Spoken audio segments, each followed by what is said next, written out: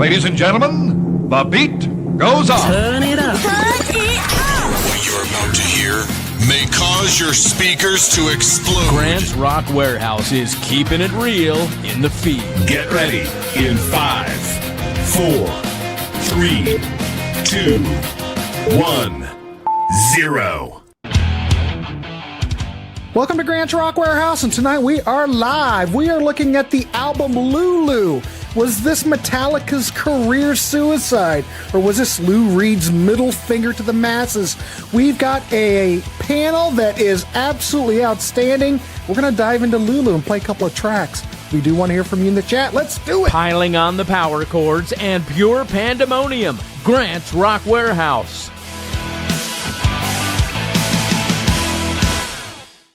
Holy crap! Oh, we only have 9 people watching. Let's jump it up. I don't know. That's unusual. Let's get this show on the road, kids. We're going to talk Lulu tonight. So naturally, I would think, look at Dave. Look at him. We've got an outstanding. I don't have physical copies. Brandon and I don't have physical copies because, Yeah, let's see. Bobo's here. We got L's here. Look, DC's here. People are starting to come in. We'll give people a minute before we get started. Anyway, ladies and gentlemen, the Elder of Rock is here. We've got Alex. We've got West Coast Dave. We've got Brendan. And we are going to take a look at the album Lulu from 2011. Now, if you're unfamiliar with this record, this is an interesting record. This is a double album. From American musician Lou Reed, may he rest in peace, and heavy metal band, of course, Metallica, October 31st, 2011 on Warner Brothers. I guess from what I understand, it's hard for me to keep track of what the hell is going on this record. It does draw inspiration from the 2 Lulu plays by German playwright Frank Windekin. So I don't know much about it, but evidently it was written in the late 19th and early 20th century. Basically, when I listened to this record, well, I think really the way to explain it is if maybe we should start off playing a track off of it first, and then we'll start in. Are you sure you want to? You might scare everybody away. No. We're all friends here. Everybody that tunes into the warehouse can handle things like this. yeah, I understand because maybe if they hear something, they may understand it a little better when we talk about it. So I think that might help. Who else? Bobo's here. Mike's here. I was hoping you would cover Lulu's Metal Machine music, trying picking the bones up from that one. Yes. Kathy's here. Alex has it, of course. Of course, he has everything. If anybody's keeping track of Alex, he has every damn release that was ever released. And 2 of every print. Al's going, Lou Reed asked Metallica to back him up at a tribute concert for what became the Lulu album. Yeah. Sydney's mom's here. Never a fan of either of these artists, but I'll listen. You've never liked Metallica? What is wrong with you? Come on. Can I ask that question of the panel? Yes, sir. Raise your hand if you own, not counting this one, own a Lou Reed album. Interesting. What about like Velvet Underground? Does that count too? I do. I have Velvet Underground. But I've got solo Lou Reed. Yeah. Solo Lou Reed is what I'm talking about. Transformer, Rock and Roll Animal. That's a great album. Yeah, That's a I good actually do record. have Rock and Roll Animal, so I do. Okay. Yeah. There you go, Joseph. Nice to see you. Al, I'm just surprised. I thought you were wearing your horns. All right. I guess I just don't know. DC, ladies and gentlemen, only owns Rock and Roll Animal. Rock and Roll Animal is a good record. I'll give you that. Transformer's fantastic too. Al's weighing in on that as well. Yeah. Correct. All right, so let's do this. Let's play Brandenburg Gate. This is the opening track from this record. I believe this is Alex. Do you want to mention? Well, I know Alex is a fan of this. Do you want to mention anything about Brandenburg Gate that opens a record? Yes. I would Go like ahead. to Mention something and I'll get it ready to go. I would like to quote the very beginning where Lou Reed says, I would cut my legs and tits off when I think of Boris Karloff. If you go past that lyric, that's your problem. I like the album, and we'll get into that, and I went past it. But if you hear those opening lines, Yes, sir. don't complain that you went any further because that was your way out. All right, here we go. Brandenburg Gate. So let's listen. We'll reconvene. We're going to go around and get everybody's thoughts, and then we are going to play yet another track from this record. All right, here we go. Brace yourselves.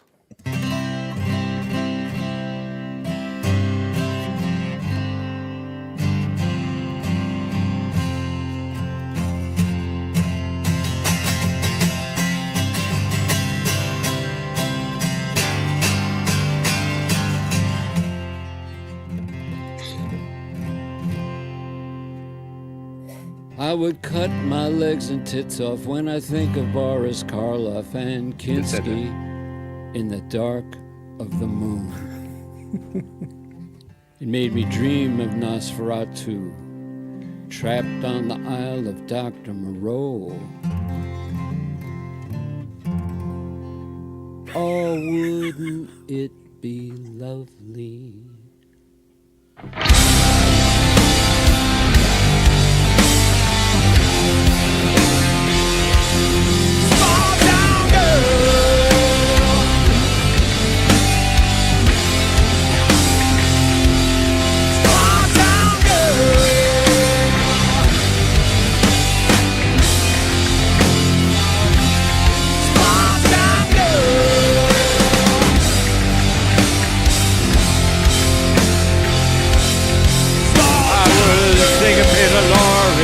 Things got pretty gory as I crossed to the Brandenburg gate.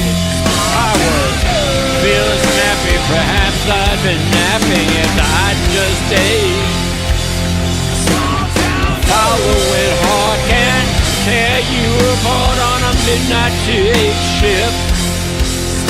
A graveyard romance can only give one chance as the tombstones read free. Small town girl. Town girl, small town girl, oh, small town girl, small town girl. Feeling happy when my heart got beating on a Sunday afternoon. I dreamt of breezes going through the cheeses and stars were still alone. Small town girl. The hearts that I keep apart, trying to relate the normal feelings as the nighttime feelings, and some accidents struck so late.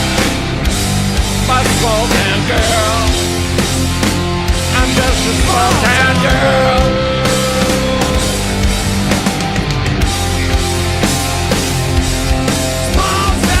The cook got drunk and all the horses they shrunk onto the sides of dessert plate. Small town girl. Me, I'm happy cause I got my little nappy and some opium to set me straight. I'm just a small town girl who wants to give it a whirl, while my lips still hold me straight.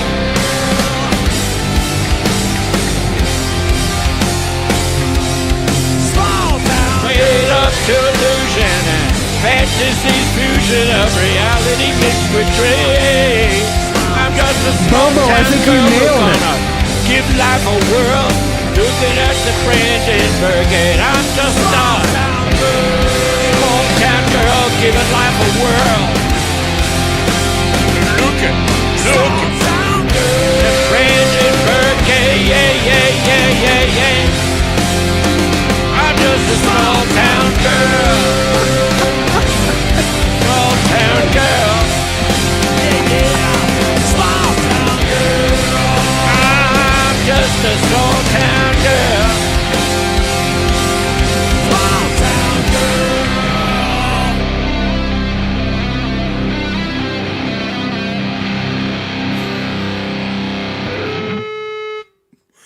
You know what it reminds me of? It reminds me of the track Punk Rock Girl, kind of. Punk Rock Girl by the Dead Milkmen? Yes. Yes. I wonder it how does. many Making much times sense. Hetfield says "small town girl" in that song. It didn't count. Too many times. Well, It was maybe know- as the gambler when Bailey says whatever he says. I can't remember now.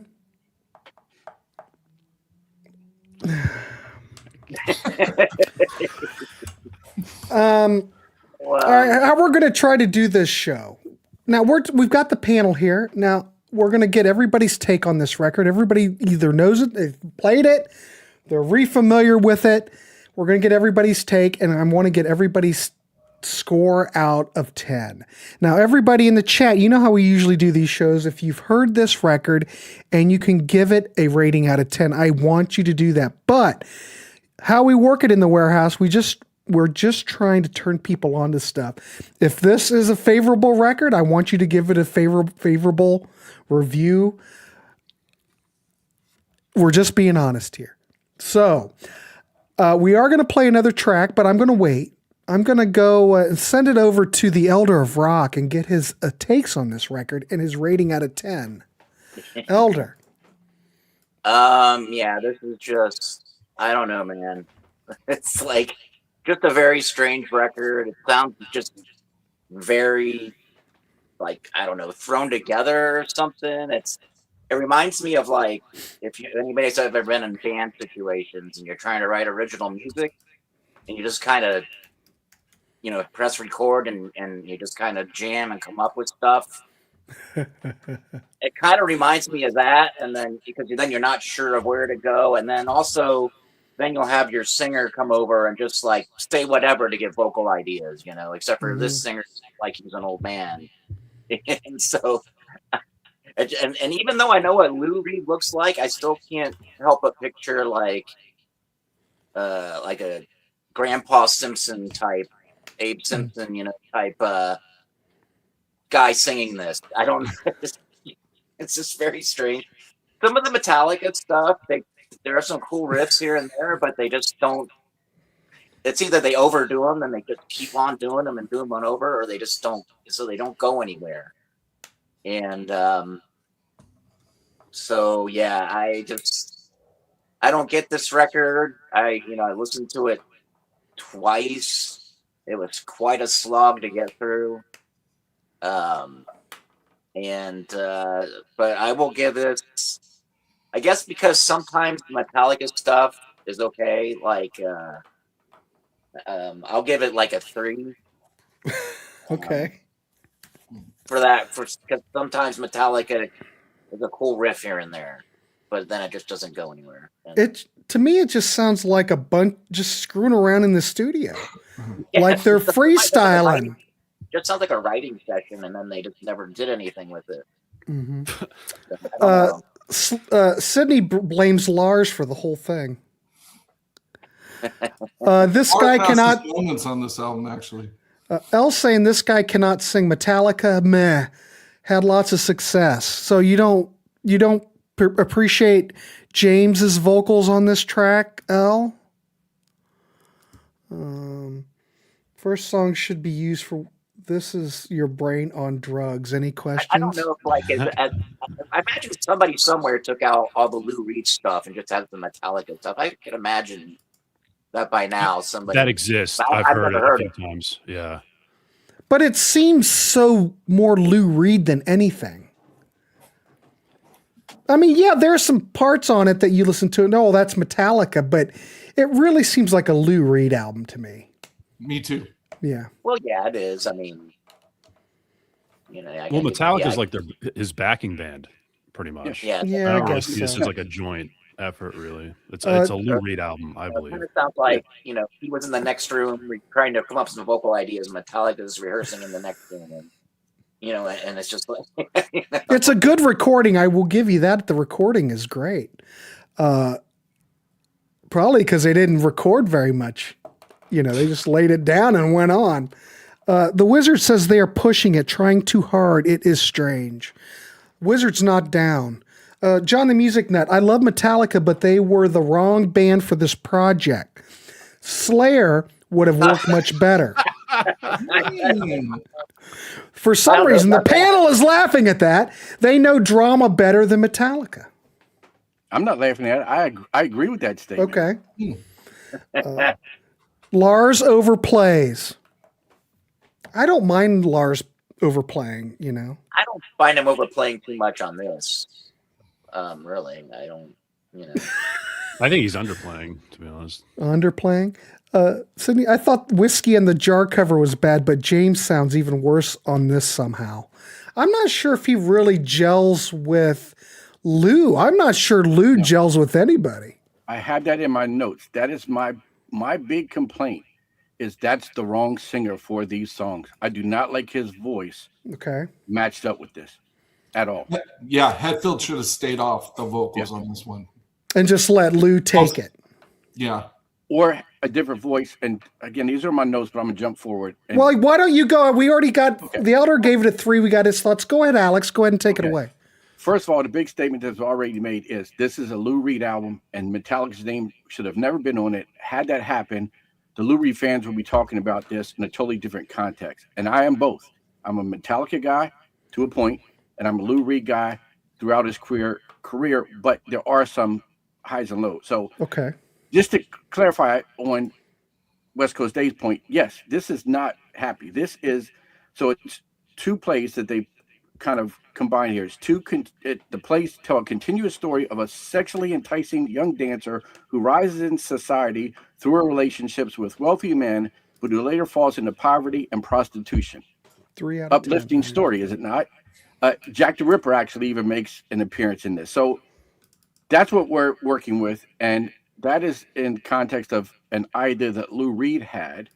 And then he gets with Metallica and says, let's work together, not the other way around. And had Metallica not been in the picture, it would have been a different band or session musicians, and again, a solo project. And so I want to quote from the members of Metallica. Kirk says this is a recording project, not 100% a Metallica album. Lars says it's our project, our record, and this was never made for the masses, and the masses didn't take to it. And James says it was them spreading their wings, not worried about the backlash. Jason Newsted said, haha, that's on you, bitches. No, I just made that Jason Newsted said, this is shit. No, he didn't say that. So here's how I'm going to go with that. And that's why I'm wearing this shirt, which is a mashup of Pink Floyd, Dark Side of the Moon, and Hellraiser. A weird combination, right?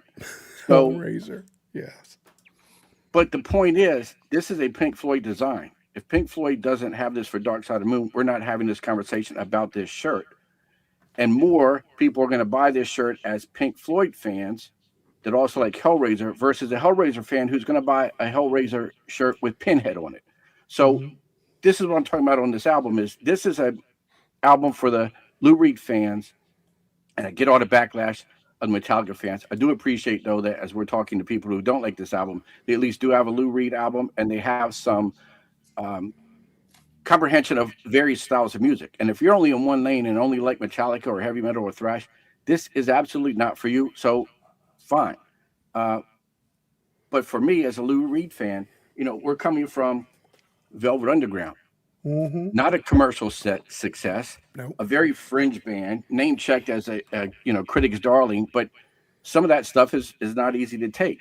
We're talking about a guy who put out Metal Machine Music, which is nothing but noise. I own this. I had to buy the deluxe version. I only ever got through this one time. Wait a minute, there was a deluxe release of that? This is a numbered edition, the 25th anniversary. Wait a minute, let me make you big. Hold on, you've got to share this with the class. Yeah, they have to take stuff out, but to make it more commercial. Look at that metallic. See, that's a little hint to Metallica. There's a metallic cover. I like that.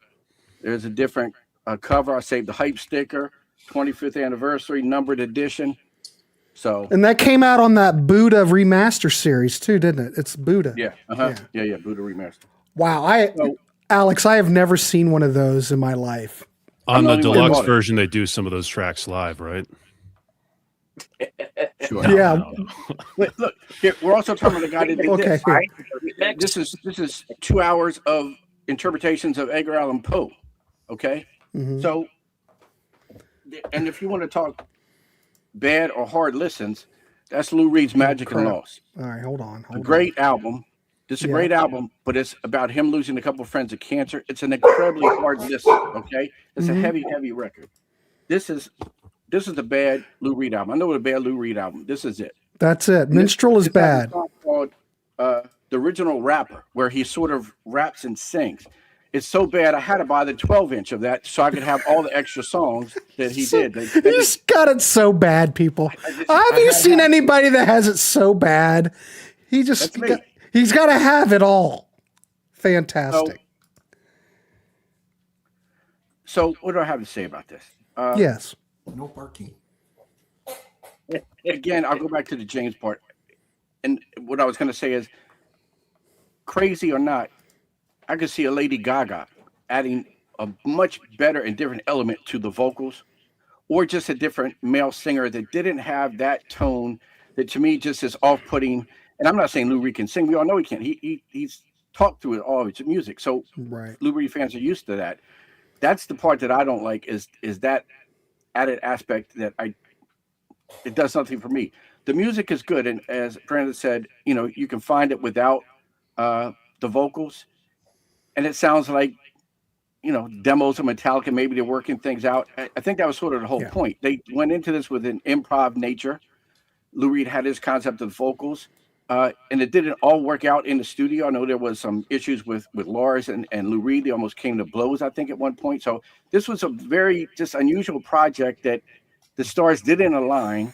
But if you're asking a Lou Reed fan, I like it. And I just want to do two quotes. Chuck Klosterman, essayist and pop culture writer, and for those that don't like this album, will like this quote, and that is, if the Red Hot Chili Peppers acoustically covered the 12 worst Primus songs for Starbucks, it would be slightly better than this.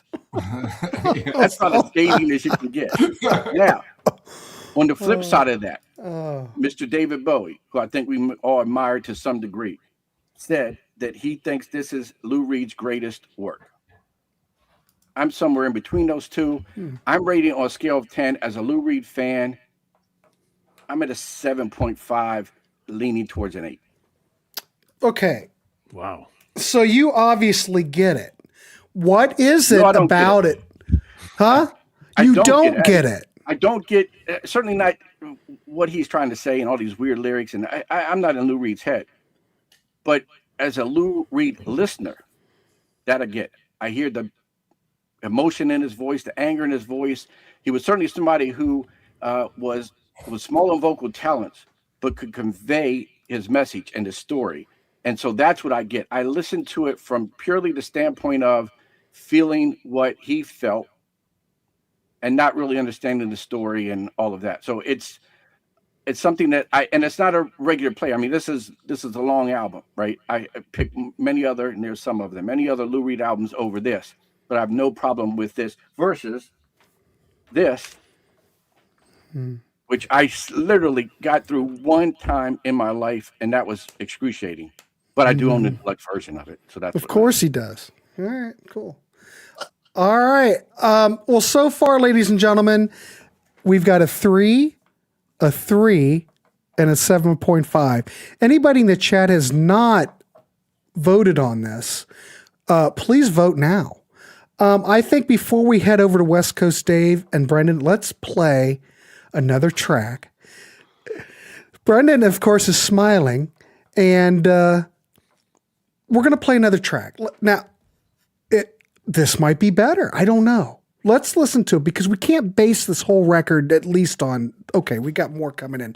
All right, I'll keep track. You guys give me your scores. Let's listen to one track and then we'll send it over to West Coast Dave. All right, here we go, kids.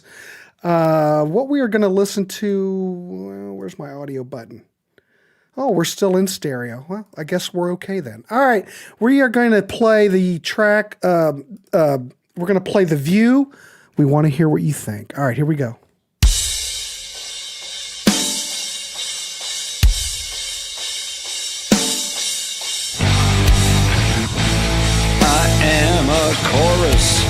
of the voices that gather up the magnets set before me.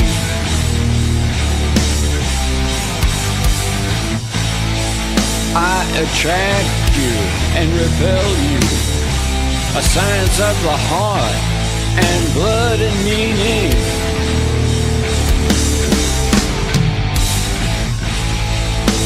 The coldest of most beauties is a challenge that our youth must quickly conquer.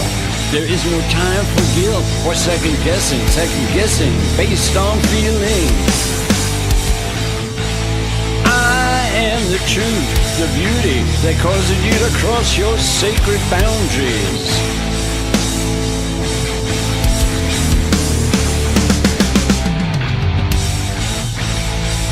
I have no morals, some think me cheap, and someone who despises the normalcy of heartbreak, the purity of love.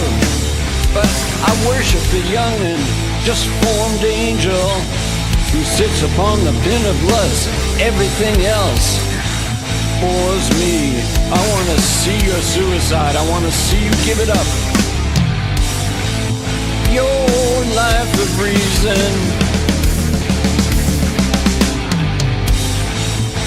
I want you on the floor and in a coffin, your soul shaking. I want to have you doubting every meaning you've amassed like a fortune. Oh, throw it away or worship someone who actively despises you. For worship someone who actively despises you. I am the root. I am the progress. I'm the aggressor. I am the tablet. These 10 stories.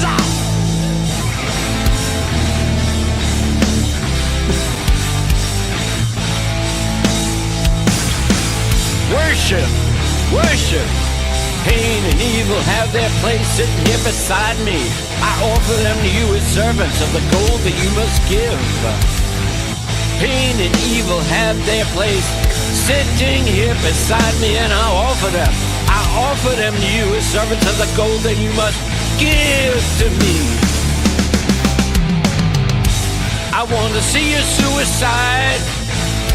I want to see you give it up, your life of reason. I want to see you on the floor.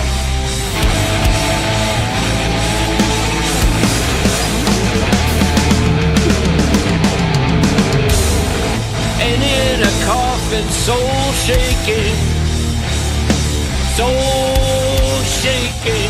I want to have you doubting every meaning you've amassed like a fortune, throw it away for worship of someone who actively despises you,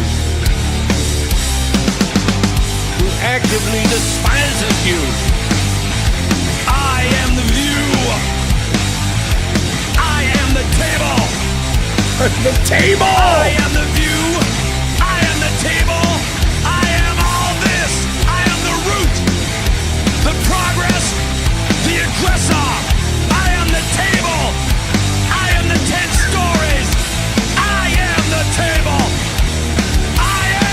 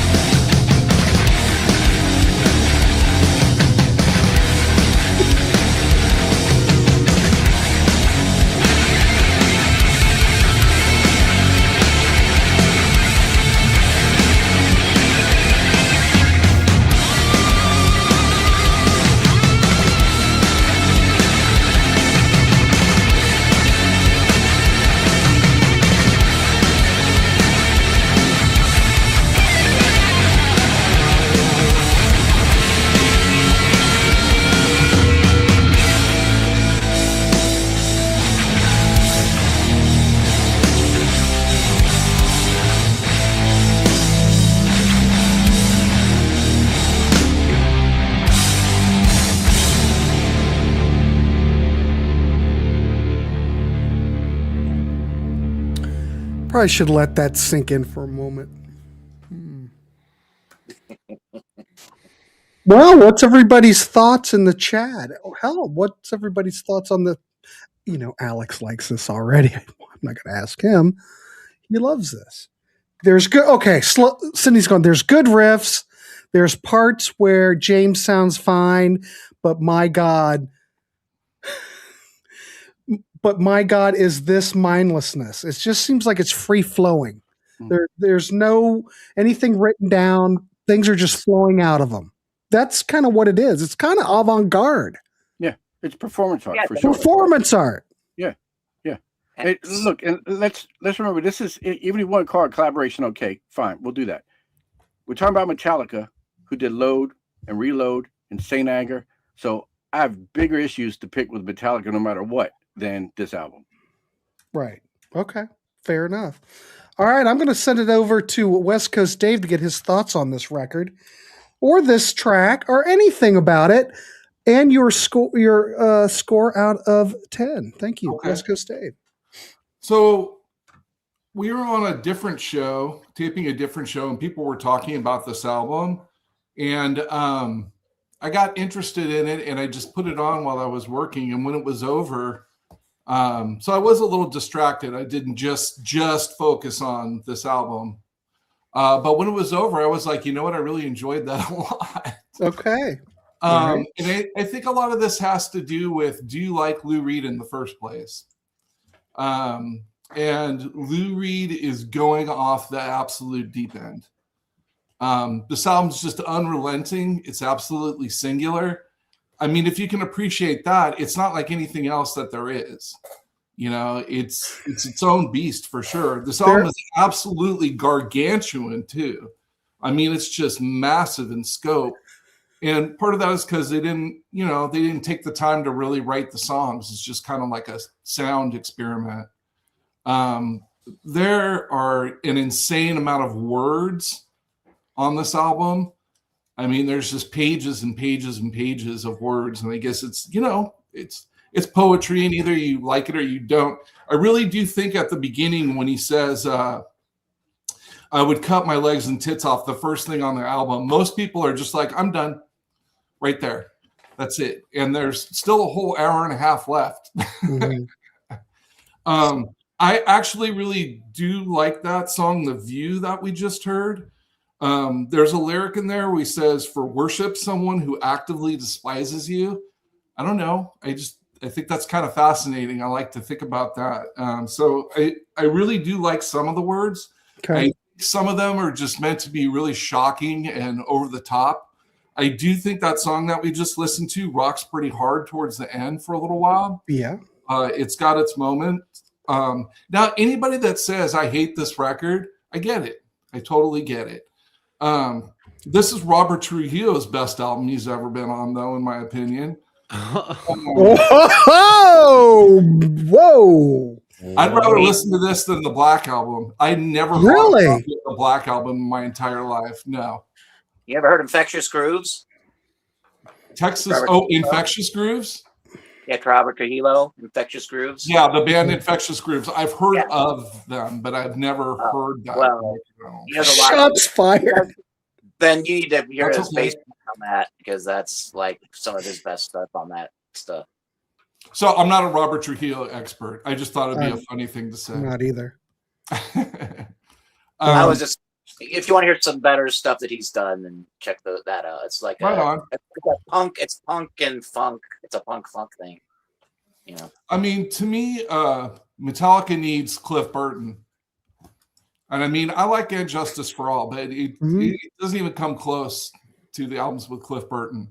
I think he was really the heart and soul of Metallica, and kind of like the creative heartbeat of the band. Would they have done this with Cliff Burton? Would they have done an album like good this? Question.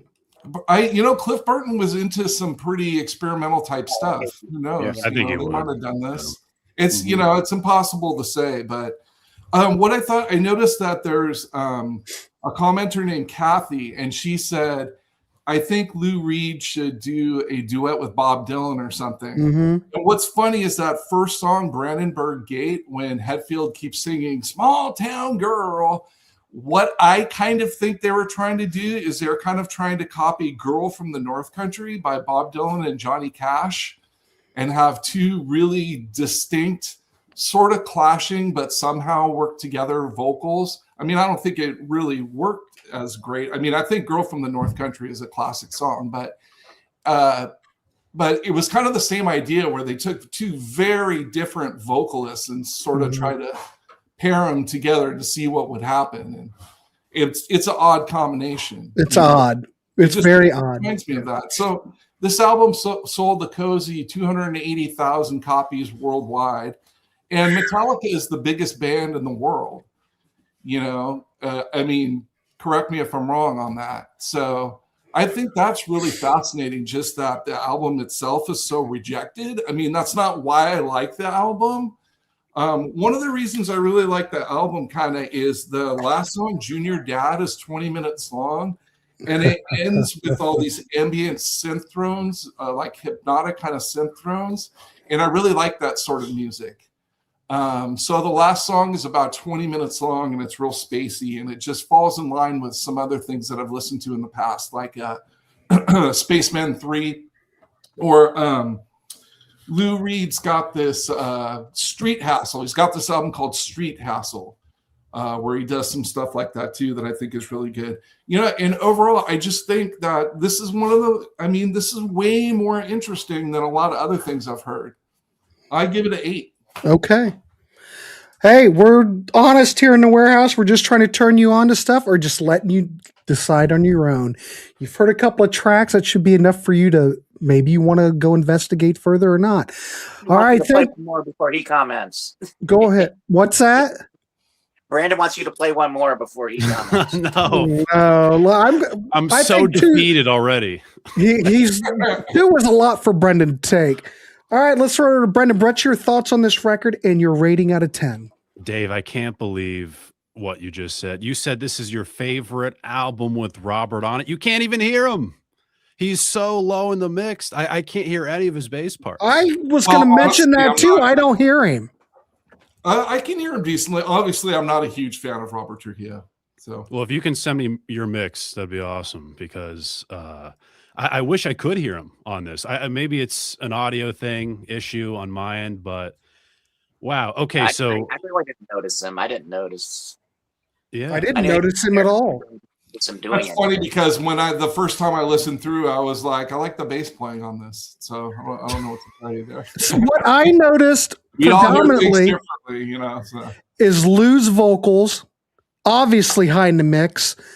The drums are hot in the mix, and the guitar, the rhythm guitar, just seems like that's all I could notice. Interesting. Yeah. Yeah. So it's weird. I don't understand that. And so, okay, first of all, I do want to say before I get into this, I do think it's interesting. I thought I'd be like the only one kind of critical of this album, because when we first talked about this, a lot of the comments were like, well, I actually like Lulu. What are you talking about? So it's cool to see people actually hate this album a little bit, but I do respect it. I do really respect this album, because you look at where Metallica was, you look at where Lou Reed was. This is not a sellout album by any means. It's the complete opposite of that. And for that alone, I really do respect both parties in it, or I should just say Lars and James, because Kurt kind of got stitched in, where you watch him play, oh God, what's that song? Honey or whatever, Iced Honey. Oh. And with the interview, because they played a couple of these songs live. Yes, and he just looks miserable. And even in these interviews for this record, the press tour, Kirk looks so tuned out. So some of his leads on here do kind of come off that way, if I'm going to be honest. So, all right, Lulu, first of all, just to get this out of the way, this album is way too long. I don't think anyone could defend the length of this album. It's what, an hour and a half? Yeah. It's 2 CDs set. Yeah. You know, it's an hour and a half. Every time when I finished it, it felt like 2 days went by. It really did, because of how repetitive this record is. Now, the songs themselves do sound like demos. Yeah. All the songs do sound like demos in terms of the performance, the production, the guitar tone is just so it's like white unseasoned chicken. That's what the guitar tone sounds like to me. Seriously. Hey, you're honest. I get it. I totally agree. Paint a good picture. Yeah. The drums are so boring and repetitive. You know, anytime Lars likes to, express himself, he just does the cymbal crashes. It's like, oh, Jesus. It's so I can't get through it sometimes. It's funny because I actually have come around a little bit, because I used to really hate this album, and I feel like now I just hate this album, because there are some things I do actually appreciate going back. Like Junior Dad, I think, has amazing, beautiful lyrics, and I'll get into that. But this album as a whole, and to get into James and Lou Reed, it's like it's oil and water. It really is. It's like there was a Metallica karaoke night and a drunk guy stumbled in and started just saying poetry. That's what the whole record sounds like. It's good poetry.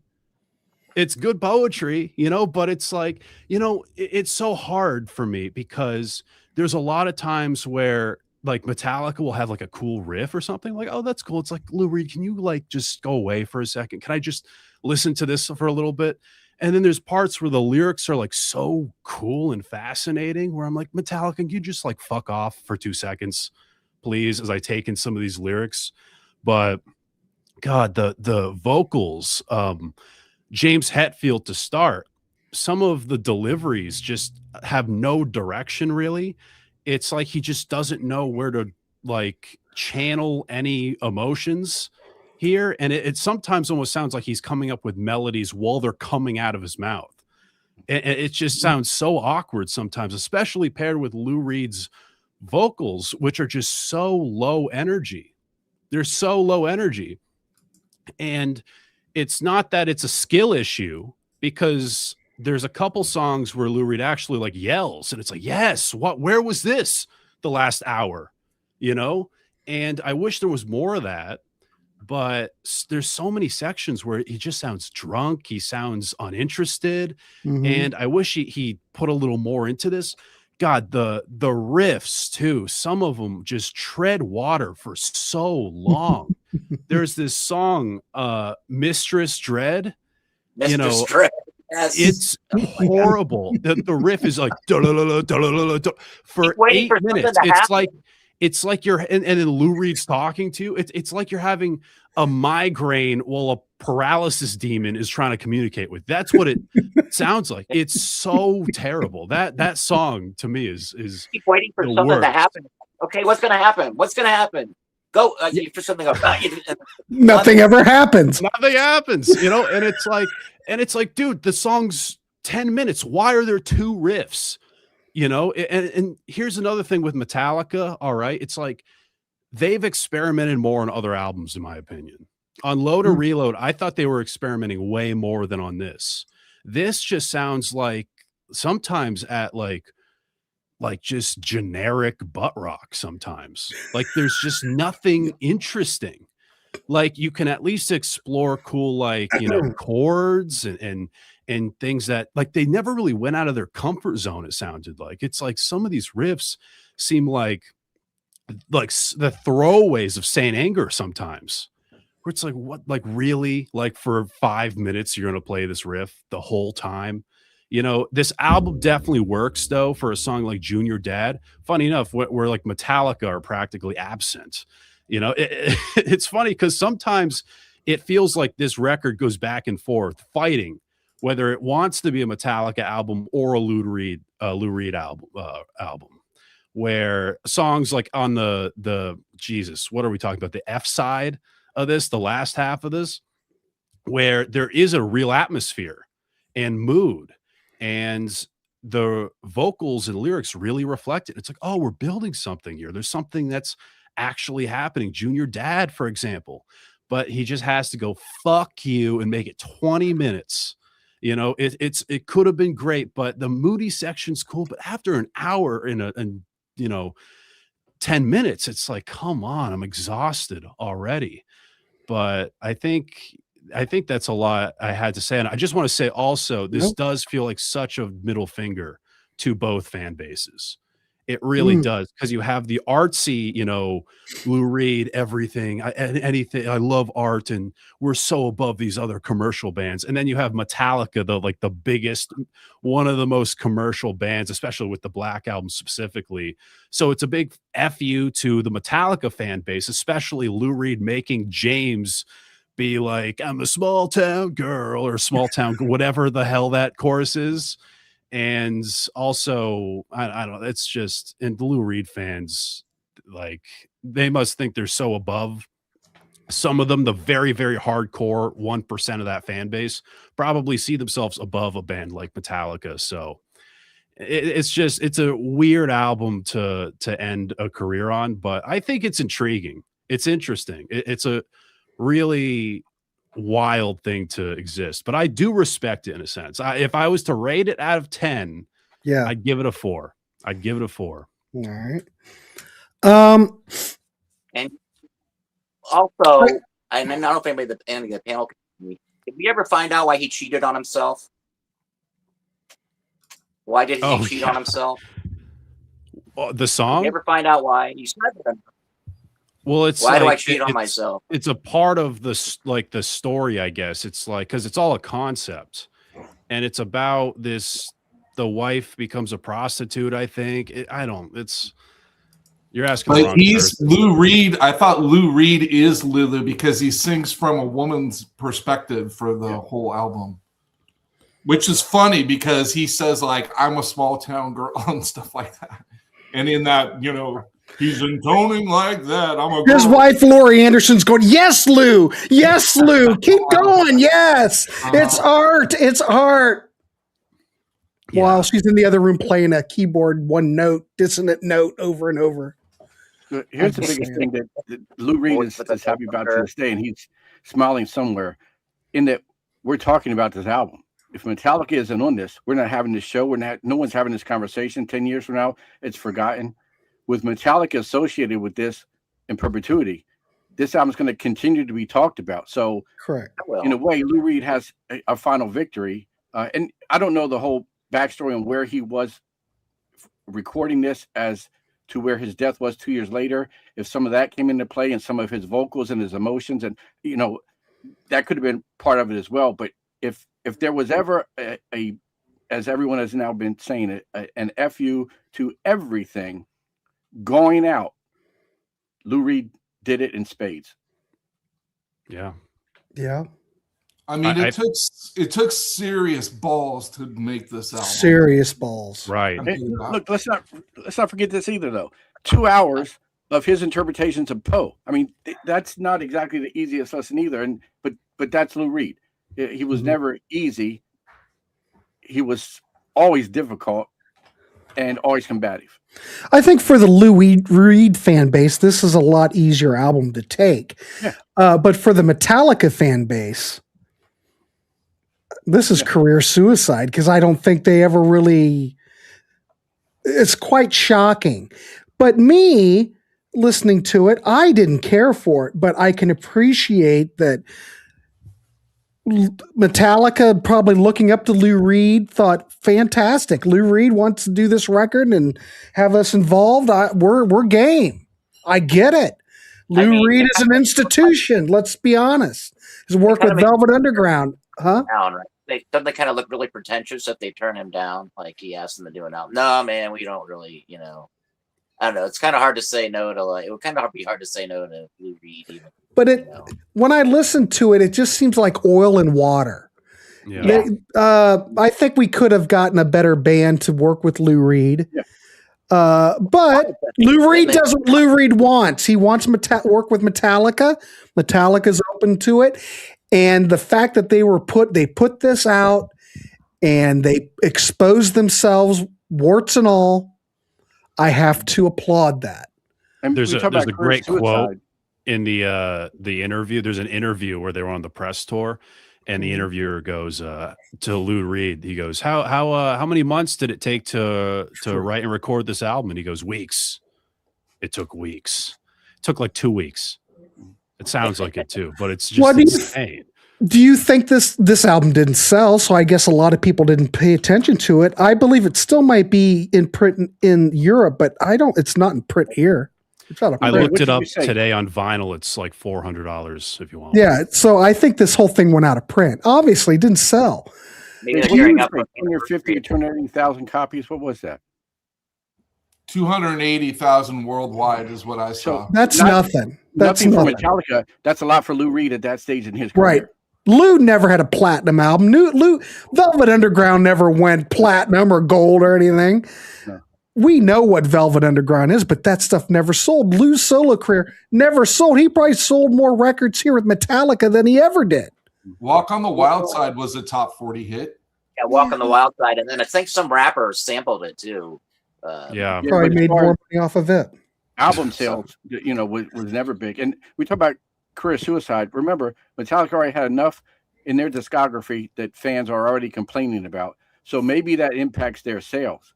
They're selling out arenas worldwide. No one's saying, "Oh, Lulu, I'm not going to see Metallica." So in that regard, they're still the biggest band around. This doesn't hurt them.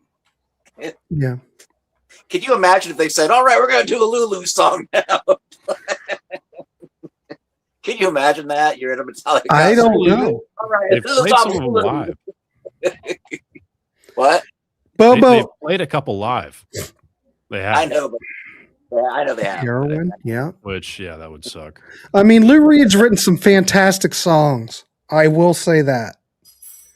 Up until a few years ago, you could buy this new for $6. I have never seen this in the used bins in my life.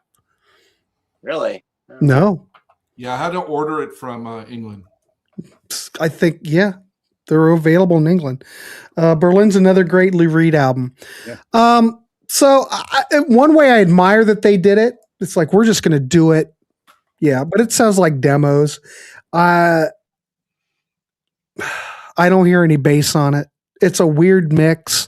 It's a good recording, but it's a weird mix. I don't think they put much thought into it. It's just like freestyle. It's like spoken word metal. Whoever said that, that's exactly what this is a spoken word metal album. Very creative. There is nothing else like this on the planet. Now, people mention Captain Beefheart. Well, Captain Beefheart, it took a lot of chops to play that. Trout Mask, you have to be freaking good to play Trout Mask. Yeah. This isn't particularly what? You reminded me of something I wrote down. I wrote that Go it's ahead. a modal metal jam poetry slam. That's pretty much it, yeah. Because it's modal, it doesn't really change keys or anything like that. Hell, I don't know if it And has a it's They key. would have like had that it's in the like a marketing. They poetry might have slam. stuff, but they would have had that slogan in the marketing. Maybe it would have sold. They could have put Nothing that could on have the saved this. Yeah. Ladies and gentlemen, the Count is weighing in. And as you know, in Ranch Rock Warehouse, we love it when Count Ralphus shows up and gives us some opinions. The Count says Lulu is poo-poo. Thank you, Count. Grant, I don't know. Do you think we need to, I don't know when you're going to end the show, but don't you think we need to cleanse this with some rock duster maybe? We might have to play Rock Duster. Listen, if you want a true listening experience, my recommendation is you take Lulu and you take Zappa's Stingfish and you shuffle. Oh, Very soothing. Wow, I think so. Mine. So anyway, my thoughts on it, I admire it. I will never listen to it again. It's an interesting listen, but 2 CDs or 2 records, that's a lot to take. Could be edited down. Maybe David Bowie's right. Maybe it is Lou Reed's best work. I don't know. It reminds me of the Frank Zappa thing where he calls the Shags. Yes. He's like, it's better than the Beatles. Or it's like, are you just like messing with us with that? It's like the metal Shags almost. Well, I will Metal say this though. Shags. This is what I was hoping for: is inspired banter, Yes. open minds, Yes. good opinions, not just saying this is shit. Right? We all listen to it. We all have Correct. something important to say and insightful to say, and that's good. Because I did not say it was shit. I don't think it's shit. That's not I good. think they were.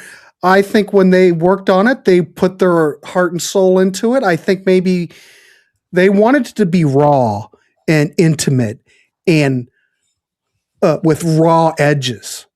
Like I said, it's a good recording, but it's very raw, and I don't want to use the word dissonant. It's not dissonant. I guess that modal, almost atonal. I don't even know what key signatures these damn things are in.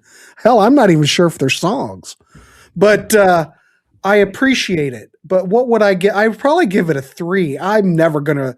I had high hopes because I thought everybody hates this record. Maybe I'll listen to it and I'll go, this is a masterpiece.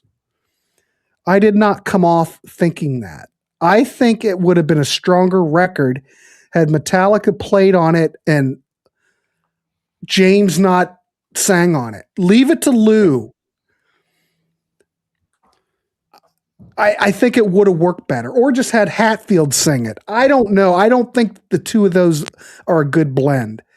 It would have been a stronger record had just Lou sang and they backed him up, I think. But whatever. Hey, Bowie got it. I don't know. I would give it a 3. Ken, do you know this record? I don't think Ken, do you know this record? If I need to know your score if you know it.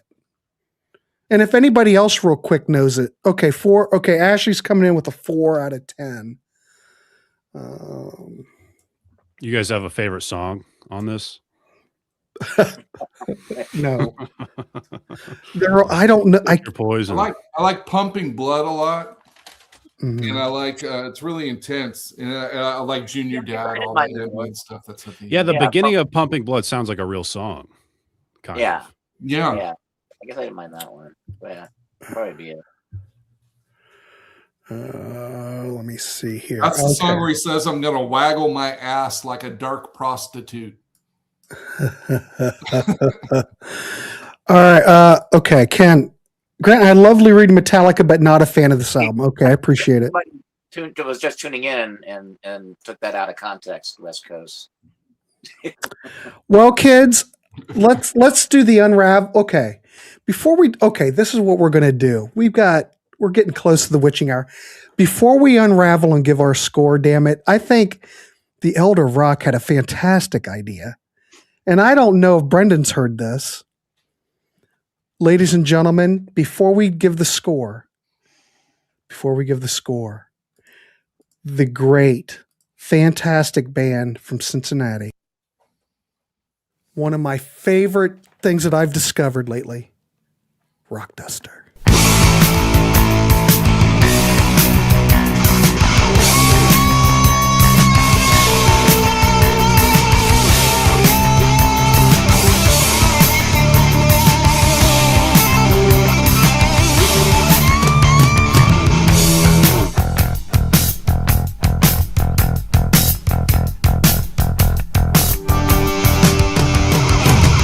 It's just a man who God set his plan.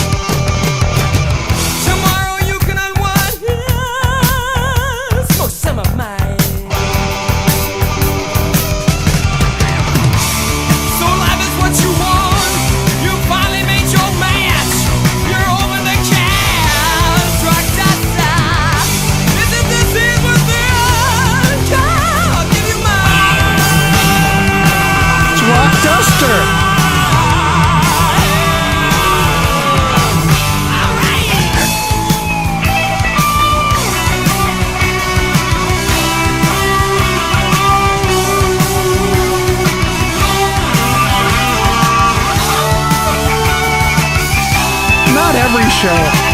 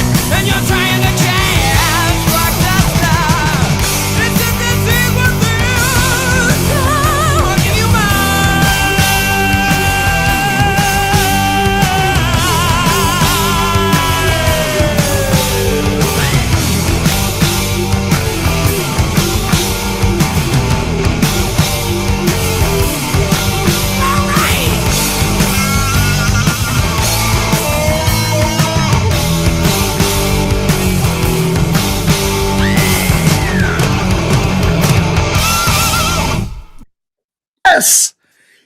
Yes! Rock Palate cleanser. Fantastic. That's off the WEBN Hometown Album Project in Cincinnati from 1979. Rock freaking duster. I'll check that out. That kicked ass. That was fucking awesome. Yeah, kicked ass. This always makes a show better when we ended on the rock duster. Anyway, now we can do our unveiling now that we've cleansed our palate. Freaking rock duster, ladies and gentlemen. That never came out on CD. It only had a vinyl release. They were kind of a big Cincinnati band back in the day. They only were on 2 WEBN hometown albums. No albums, just recorded 2 tracks. But go out on YouTube and check out Rock Duster on YouTube playing Rock Around the Block from like 1980. Dan's going, spectacular. I know, I love it. I could listen to that over and over again. All right, our unveiling. What did we give this record as a group? Oh.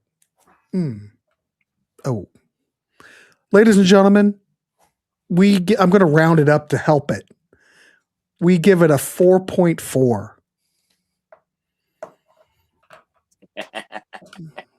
I think that's pretty, based on what I've seen on the internet, it's a 3 out of 10 album. So I guess we're a little bit more favorable about it. It's close to it's not close to a 5 out of 10. It's it's okay. 5 out generous. Of 10 an F anyway. Yeah. I want to hear the view. I want to hear the view. Oh, we already played it. Play it back. We can't do that. We can't do that to Brendan. No. Hey, Elder, you asked why he cheats on himself. I was kind of looking at the lyrics. It's because he degrades and disrespects himself. I mean herself. I figured that out for you while we were listening to Rock Duster. That's going to keep me awake. So thank you. All right, kids. So there you go. We give it a 4.4. Well, we all did. Everybody in the chat, the panel tonight, we all work together when we do this because we all are trying to either turn people on to stuff. We're just trying to be honest. So we all do this together. After lackluster Rock Duster, yes. I want to sing I Am the Table. Well, we just played it, Ashley. You gotta arrive on time. That's Hetfield's most embarrassing part on there. Yeah, but if I gave it a there are certain aspects. Doesn't mean just because I gave it a 3 doesn't. I don't listen to many albums that I rate a 3. I already said why I gave it a 3. I think artistically, you have to give them something for the fact that they're putting themselves out there. I would never expect Metallica to ever do anything like this. I think it's a bold move. Lou Reed, I can understand doing it, but it took some balls for Metallica to put it out. I would never have released it. I would have just kept it as a little project we did, and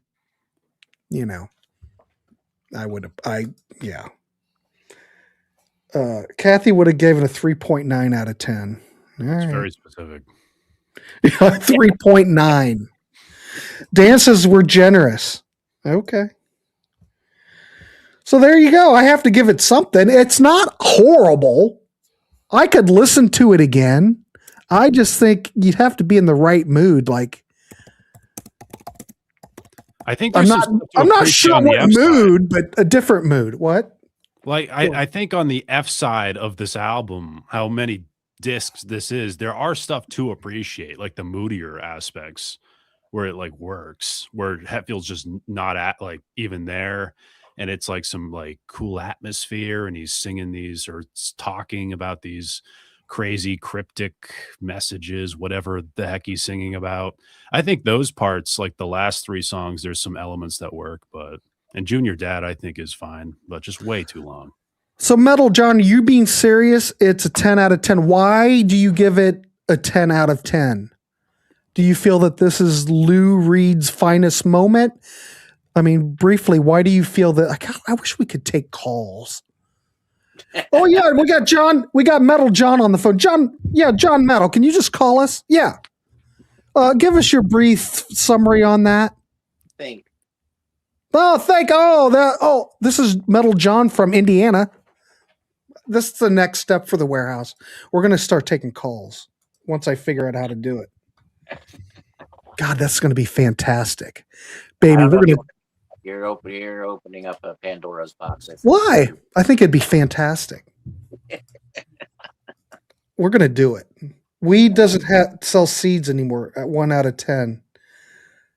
Unfortunately so, yeah. Yeah. Lou Reed was my favorite. So that's okay. But that's not a good enough reason. Why is it a 10 out of 10? Artistically, come on, Metal John. I need more. Call us up on the 1-800 number. 1-800 Lulu. Call us on the Lulu hotline. Go ahead. There you go. Go ahead, caller. God, I would love that. It would be fantastic. I'm going to see what I can do. I might not need this album, but I have mine now, and I'm going to cherish it. God, would I have to get a landline, or could I do it off my iPhone and run it into the Mac? God, I got to look into that. There must be a way to do it. The more everybody hates it, the more I like it. Yeah. Ken White, I admire the ambition. See, that's why I'm giving it a 3. I admire the ambition. Not my cup of tea. I was hoping for something more, but so ambition, I'll give it a 3. Art. Okay, Metal John says it's art. Okay, fair enough. Zulu Dawn, great flick. Jesus, you people. Dang. All right, kids, we can wrap this dog up. I'm going to go with a final 4.4, and that seems about right. This was a fantastic show. I want to thank tonight's panel. This is fantastic. I like to get, if we should find, I'd love to get you guys back together again and find another record, another divisive record, or maybe an album that, let me think about this a bit. We'd all have to be on board, or it might be a record we'd have to study for. Let me think about it. But this is fantastic. I'm serious about Thinkfish. I mean, I'm a huge Zappa fan, but Thinkfish is tough. Well, Byron and I are getting ready to do Thingfish. Okay. Interesting. Do you want to get on there and talk? You can come on and talk. No, I don't want to. I don't want to talk about that. No. Okay. Well, thought maybe. I want to talk about that one. I went through Hate with Iced Earth from Metalheads. Oh, I understand. The GTOs. You mean Girls Together Outrageously? That'd be interesting to cover. Rock Duster for the win, according to Ken White. Rock Duster always wins. Philosophy of the World next. Mm-hmm. Kathy, thank you. I appreciate you coming and always commenting in the chat. We need more females in the audience to tune in for sure. So I love the Metallica movie and that idiot therapist. Funny. Wild Man Fisher. Oh, crazy stuff. Oh, we could do Wild Man Fisher. Might as well throw Blowfly in there too. Oh, look, here we go. Jan said, I can see Lou smiling from ear to ear from the bad rap this always seems to get. Mission accomplished. On that note, I think we should. Did we do the GTOs, Byron? Oh, we did? I can't remember. Do Yoko Ono fly? Yikes. I'm sure these guys on this panel have some ideas that we could do another show on. You know, don't forget, everybody out there, Alex has every album on the planet. So I'm sure he has plenty of ideas. All right, well, let's wrap that dog up. I'm going to go with that. Lou Reed is smiling from ear to ear. All right, everybody, please like, subscribe. Oh, wait a minute. Before we go, anybody have anything? Normally, you don't have people on here that have channels or podcasts or anything. Brendan, do you have anything you want to promote while you're here? Disturbing the Priest podcast, all platforms, all heavy metal talk from Black Sabbath to black metal. A lot of great stuff. Album reviews, discussions, interviews, everything. Go check it out. Thank you. Go check it out. If you, I'll forget. If you can send me the link, I'll put it down below. Awesome. Also, Alex, anything coming up with you? I know you're doing some shows. Yeah, so my YouTube channel is called Tainted Decibels. Right now, I'm just corralling all of the appearances that I'm on. I have a bunch happening this month, but eventually original content is going to debut. And I actually the first show may be ranking the songs on Lulu, if you guys want to join me for that. I can already did all those. I could probably do it. You guys should do a live stream of Stan Bush. I've got some Stan Bush CDs. What were you thinking? What are you thinking, Metal John? We're taking. If you got any idea, okay, this is what we'll do. Before I know we're over time. Anybody still watching? If you got any ideas or any albums you would want us to tackle with this same group, this is a fantastic group. Put it down below in the comments, and then these guys can see that too, and they can chime in, and then we'll figure out something. I think this is fantastic, absolutely fantastic. By the way, I do like Metal Machine music. It's much more than just noise if you reset your expectations. Alex says no. Yoko is not a Yoko fan. Does it have? Well, I don't know. Probably just divisive, right? I like that divisiveness. But I don't know how many albums we could. Was Steppenwolf Monster divisive? Like Nirvana, Nevermind, or something. You do John Coltrane live in Seattle if you want divisive and abrasive. Mm-hmm. I bought a Jim Allen album recently. Stan Bush CD ranking. Okay, yeah, I might be able to do that. If you expect to hear crap, you won't be disappointed. There you go. Aria Monster. Oh, yeah, that would be a good one. No, Reckoning's a great record. No, I couldn't do that. Oh God, I love Reckoning. Monster's more divisive. Dolly Parton's rock album. Never heard it. Pat Boone's rock album. Metal album. Have you guys heard music from the Elder, that Kiss album? Yeah, it's fantastic. You like it? Oh, I love it.